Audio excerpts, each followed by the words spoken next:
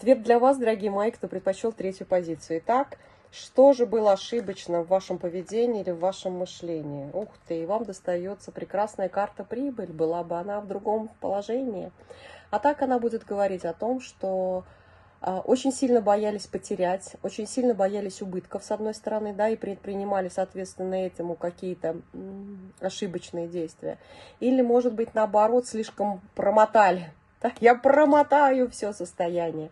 Да? Или это было какое-то... Ну, в любом случае, это неумелое управление своими собственными ресурсами, неумелое управление финансами. Это может быть как алчность, желание больше заработать, да, вложу в МММ, сейчас как разбогатею. То есть это может быть такая стратегия. А в любом случае это негативный какой-то сценарий по взаимодействию с финансовыми своими ресурсами, который мог привести к большим потерям. Это, еще раз говорю, как страх потери, так и какое-то неуемное мотовство.